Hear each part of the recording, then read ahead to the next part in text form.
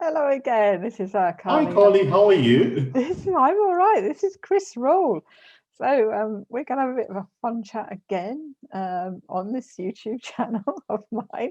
Who knows what we're doing? We're just plodding along and meeting people and seeing what they're up to, how life's changed. So come on then, Chris. So where did all this start with you? Did you wake up one day and become spiritual, or were you born that way? How did it all happen? Carly, I would say in my case, I was actually born that way. It's quite funny that you should ask about being born that way. Now, with myself, when I have been exploring my own spirituality, a few years ago, I went for a couple of regression sessions by my teacher that taught me how to do spiritual healing and regression. And whenever she would regress me and take me back to the womb, which is a common practice with people being taken back through regression, I could not connect to the womb, being in my mother's womb, or in any way seeing the whole forming of my body or anything. What I do remember, though, is seeing myself on day 3 after being born in a little incubator with a baby lying in there, and then I see a bright flash of white light, and that is where my memory starts. I also, growing up from about the age of 2 or 3, when my normal memory actually starts, I can recall being able to see people's energies. And I always thought that that was how everybody perceived the world, until obviously I then went to school. And then, to my horror and shock, I learned that other people couldn't see it the way I saw it, and that I then had to keep very quiet or be very selective of what I saw and sharing it with others, because they either reacted in panic or out of fear. And I was often labeled as being weird, and even in some cases as being evil because of my ability. But the strange thing was that when I then, as a young adult, went to the church one day and had the priest pray for me, because I was saying to him, if this is bad, please let it be taken away from me. The more they prayed for me over a period of about 2 hours, the stronger my abilities became. So I actually, from that point on, knew that my gifts and abilities were actually coming from source, which we call God, by whichever name we refer to it. And so how did your parents react to this? What were your My parents? Were they mom was a supportive? very, very devout Christian, and my dad as well. My dad was from the Catholic faith, and although he, as a young person, when he was part of the Merchant Navy, actually explored what they then called esoteric sciences. So he, for example, read up and even had an Ouija board, which we call a Ouija board, and he dabbled with that a bit as a youngster, but he later on then let go of it. And he was quite shocked when I, at the age of 9, started drawing runes and could understand the meaning of the runes, even playing with weather as a young child. And he said to me that he could see that I was connecting to something, but that he found that it was maybe scary. I don't know if it was scary, or that he was maybe scared that it might take me down the wrong path. But I just always intrinsically knew things, and I didn't know how I knew things, but it just came to me. So I had that from my dad. So he was a bit of a skeptical, mental person with his mind overriding the emotions. My mum, on the other hand, the total opposite. My mum was a very caring, very compassionate person. So she always very, very dedicated to the church, dragged us as children from a very young age to church every day. So I grew up very, very religiously, went to church on Sundays, went to church on Monday evenings and Wednesday evenings with prayer meetings, and also went to Sunday school from a very young age. But when I started questioning and reading the Bible, I read it from page to page. So from Genesis to Revelations, by the age of 12, I'd read the Bible twice from page to page, from cover to cover. Right. And the priests couldn't answer my questions. When I actually asked them things like, for example, where is the Ark of the Covenant? They couldn't answer me. When I asked them, when they were saying that people shouldn't cast, for example, what they would call lots, I said to them, but what about the breastplate that the priests wore, for example, in the Bible, where they had the 9 plates with the 12 stones in it, Right. and then the Urim and the Turim, which they used to answer questions inspired by source. And they just couldn't answer me. And they said to me, I shouldn't question such things. So I was like, why not? And then obviously, coming across people from other cultures and other religions, I read very fervently as a youngster. I Oh, read the Quran because I wanted to see, what do Muslims believe in?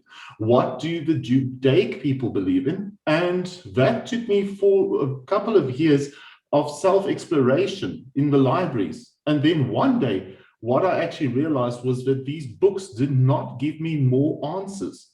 And right. that when I withdrew from the library and Yeah. didn't take out any books and went and sat somewhere quietly Mm. and asked questions, that Yeah. these things would just come to me and be revealed to me, So sometimes even what's the sitting and writing conclusion? it. So I feel that there's a very interesting balance there. Mm. And then when my Oh, mum passed at the age of 10, that was a very strong emotional shock to me.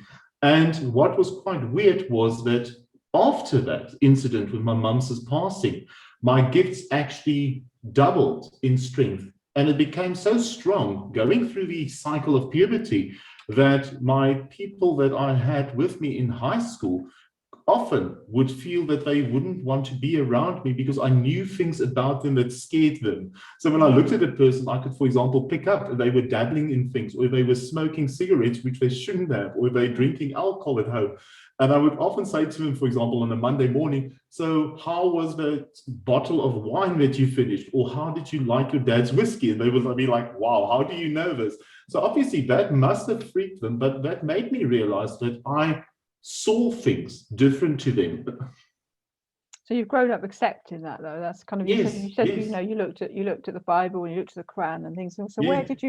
where do you sit now with all of that then? Where do With you myself at this point in time, Carly, I wouldn't call myself religious. So I wouldn't say, if people ask me what religion do I belong to, I would say to them that I actually belong to all and none, because to me, I have a very deep belief in God. I call God, I always refer to God as source. And to me, no matter which religion you choose, there's always truth in all of them. And right? as long as you go with a dedicated heart to say, I'm here to be of service to humanity, I'm here to learn, and I always feel humbled by divine spirit, which is always above us, but which is also part of us. I feel that there is no right or wrong religion. So if people ask me, I say to them, I'm spiritual, but I'm not religious. So if I go to an Anglican church, I can comfortably sit and enjoy the service. Okay. I can go to a mosque and I can go and join them in midday prayer. It doesn't affect me. I can also walk into a Catholic church and I can sit there comfortably without worrying that I'm not from the Catholic faith. So to me, it's irrelevant where you are, because you always connected to source, and you don't need to only once a week go and sit in church and be spiritual for that 1 hour or that 2 hour. To me, this is a way of living. And this is what I always say to people: by us being connected to source and realizing that that's something that's radiating from us to our surroundings, we actually can make quite a lot of difference just by being quiet. We don't have to preach to people. We don't have to say to people, you must change your ways, because by us leading by example, people can see that there is something more to this individual, and they'll try and figure out what this is. And without you saying a word, you can actually affect change, as long as your intent is pure and from the highest good of all. Wonderful. Okay, so so Chris, where how are you serving spirit? You talked about serving spirit. We have to, you know, we're serving. How are you serving? And also want you to, the other thing I know everybody wants to know is how are you connected to the Galactics? I mean, we've laughed, you know, by calling them aliens, but they're not aliens. That's that. No, they're I not. think that's They're not. derogatory to them. But I want to know about that as well. So somehow we've got a couple of topics left to finish. Okay, so with myself, I've always, because of my being a walk-in, I've always felt very alien in my own right with people. And I've often felt like an observer looking at people. But I also agree with you. I don't call the galactic people alien, because to me, alien is a very derogatory, very limiting word that is actually so small compared to what the other multidimensional beings have on offer for us. So when I was young, even prior to my mum's passing, I would at night often be visited by beings of light. And at one point, this terrified me. At the age of 4, for example, the one evening I was sleeping in my little bed, which was at my mum's foot end of the bed, which I slept in. And at one point, I felt myself lifted up from the bed, and I could see these four beings of light. And although they kept telepathically, because I could feel that they were talking to me, but their lips weren't moving, they were saying to me, don't worry, we're not here to harm you. We are here to come and show you who you are. And I often felt them taking me and just blanking out and then coming back. And as I then matured over time, I actually realized that I was visiting other dimensions and other worlds at night. So I, for example, at age 9, just prior to my mum's passing, had a visitation one evening where I saw, which I now know is Lord Ashtar, where I definitely have seen him with his silver blue cloak. Now, in those days, there was nothing on record about Lord Ashtar. And I only later on realized that this person that I'm seeing is Lord Ashtar. I also had a lot of past life flashes with Atlantis, with the people from Egypt, and even with regards to what we now term the Ascended Masters. I've often seen many of them come to me at night and sometimes even stand by my bedside and speak to me. And then I would also go into a very deep sleep. And then when I woke up, I would sometimes have drawings and I would sit and I would draw whatever it was that I actually received from them. And then later on, maybe over 7 days or so, more knowledge would come from that. As I sat looking at it, words would come, thoughts would come. And I always had this feeling that I was being guided. And in my own work as a person, being a healer, having been taught as a healer, I feel that at the core, we all definitely have the ability to heal others. And I think a lot of us in the spiritual pathway starts with a healing calling. And then once we listen to that, then our other gifts actually come to the foreground. I, for example, in high school, roundabout standard 7, took a tarot deck and have never previously seen them. And as I took them, I actually started saying to the lady, these are interesting. This one I see is saying this one is that. And she looked at me and she said to me, how do you know this? And I said I just know because I've seen these before, yet I've never had them before. So things like that came to me quite weirdly. As I mentioned, also the runes.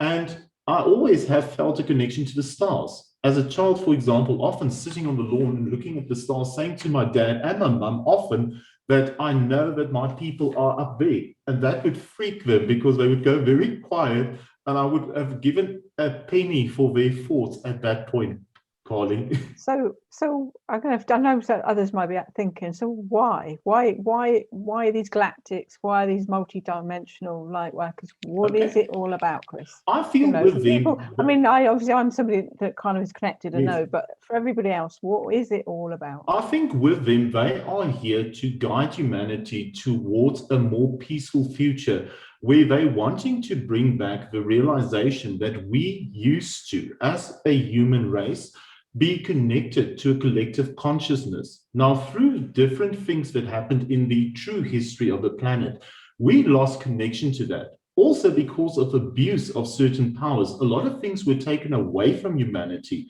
And the reason for that was so that there could not be harm done with these amazing things that we would see nowadays as being amazing technologies. And I think that only now, some people in a very select small grouping of individuals are being reawakened to the true potential that we have.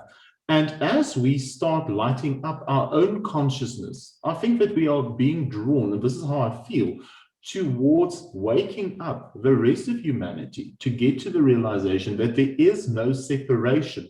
Also for us to start moving beyond this whole concept of things being black or white, because we've been manipulated and in a really weird way controlled to think and judge everything as only being good or bad, light or dark. And we always have had this polarity consciousness.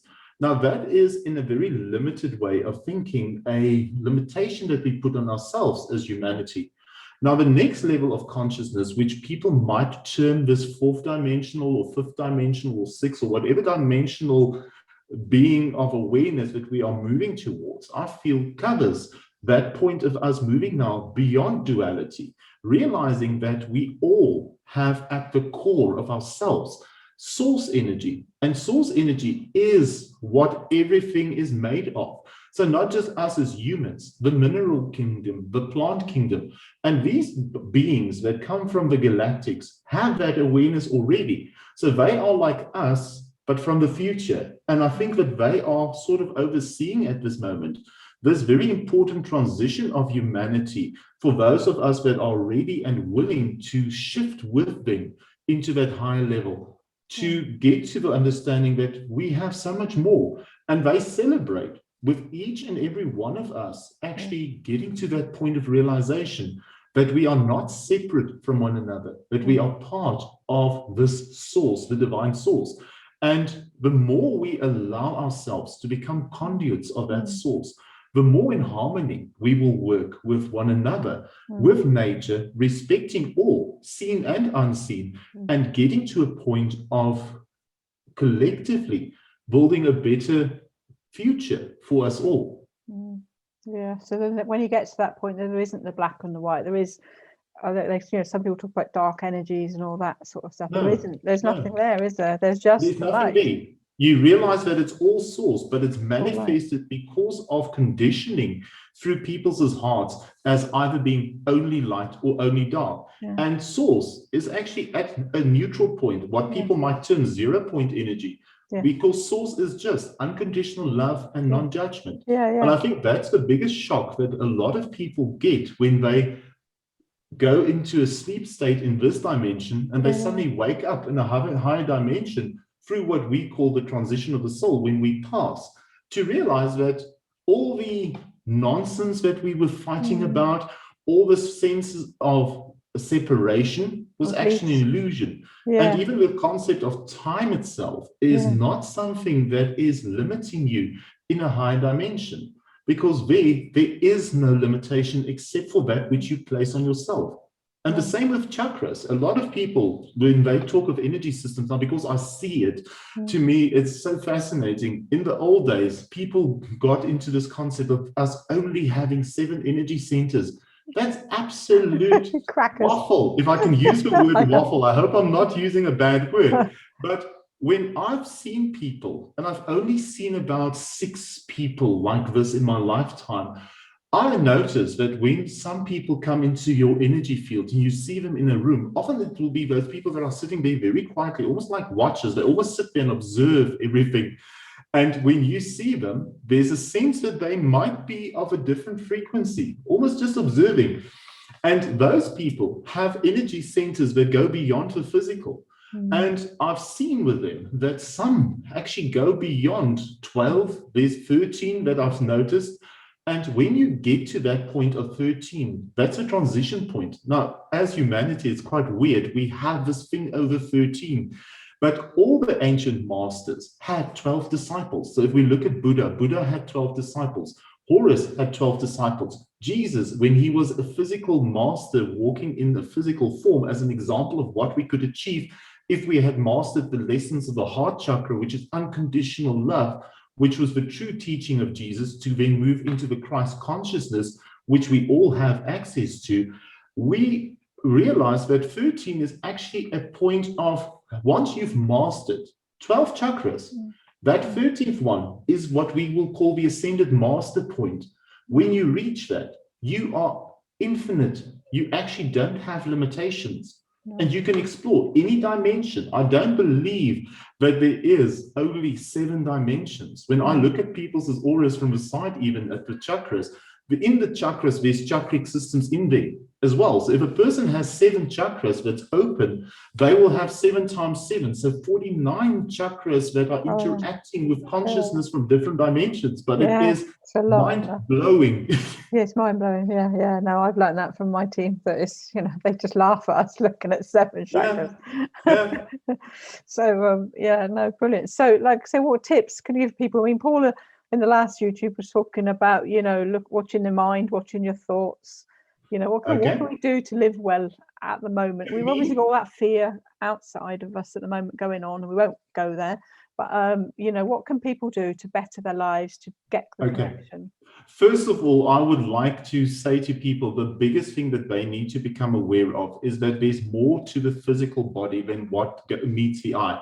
For example, with a bit of training, one has the ability to see into the physical body and to use that ability, which I call medical intuition, to see what's going on in the energy system.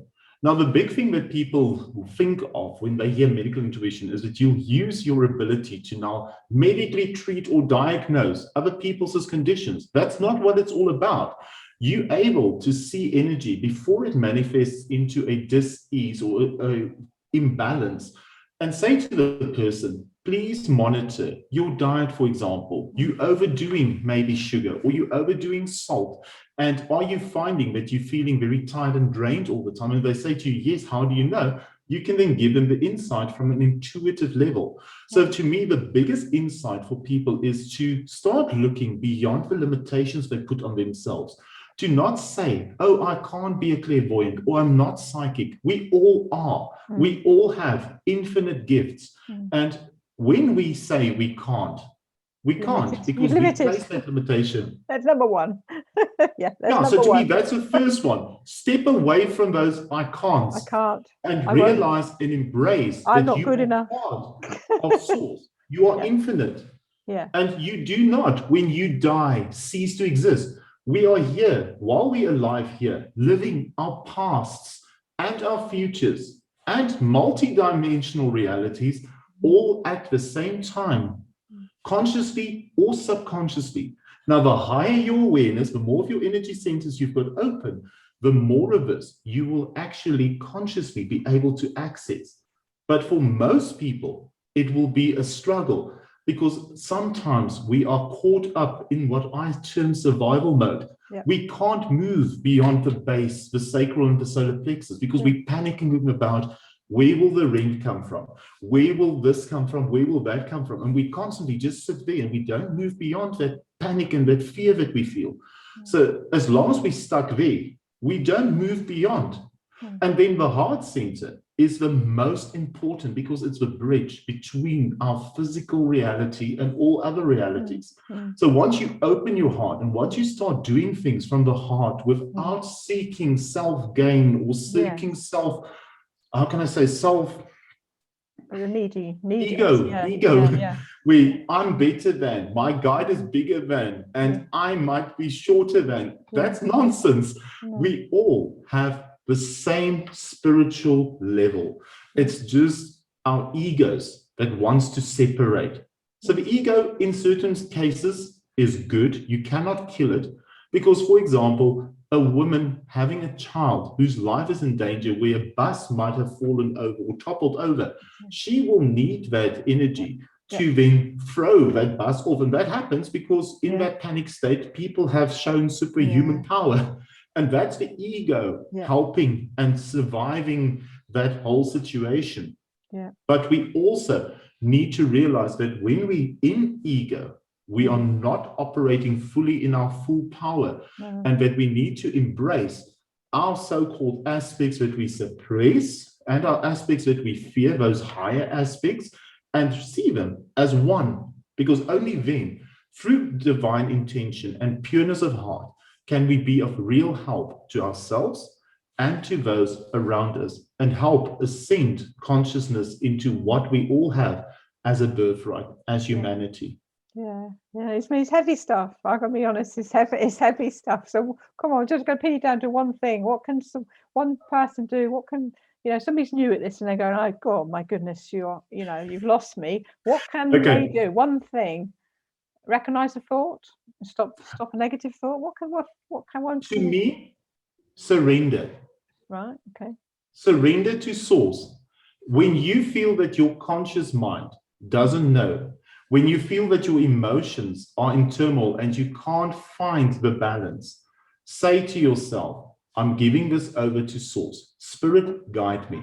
Show me how me being a conduit and allowing you to work through me can help myself and others be of service. And what sort of thing will happen then? So they've got this issue going on, how they're going to pay the rent. I can't afford. You wake up suddenly, for example, after a night of worrying and panicking, and you realize that your thoughts that you had last night are something of the past. It's like it didn't even exist. You might suddenly get inspiration to phone somebody out of the blue. You do that. and you get a job offer. You get a job Or offer, yeah. you go and you walk into a shop that you haven't been into for a long time, and as you turn the corner with your shopping trolley, there is a wallet. And you take that wallet and you take it to the receptionist, and the receptionist says, oh, I see there's a person's contact details here, and that person then gets phoned, and when they come back, they actually reward you in a weird way by maybe saying, when you're in that flow, all that happens, doesn't it? But it's hard to tell somebody when they're in that turmoil to say, just still for a moment and just put it up there. And to me, the biggest thing is we don't always have time to sit and reflect and be grateful for the real miracles that happen around us. And if humanity can just realize every day with gratitude practice to say thank you for what we have, not to say panicking about what we don't have, we will become grateful for the small miracles that then opens up unlimited potential for bigger miracles to happen in our life as we resonate more and more in harmony with Source and not in this weird panic state that we typically that's fall where the ourselves magic in. happens, doesn't it? I say I'm one that sat here where the magic's Because happening. The magic happens when you just let go. The more you allow yourself to be in flow with Source, the more things will fall in place, sometimes as if by magic. So thank you very much. It's been long, but where are you going to end this? So you're now teaching medical intuition to people. So if anybody would like to know more about medical intuition, they can Facebook message you, can't they, Chris? Yes, they can. They can go to the Halls of a Mentee page, which is a group, or on Chris Rall on Facebook, and then put their names on and say they're definitely interested in it. And you'll get another and class then I'll going. get back to them. That'd be fantastic. And I say highly recommend Chris Rall myself. And I look forward to doing some medical intuition. Thank you so much, Carly, and thank you for your time today. It has been a real honor.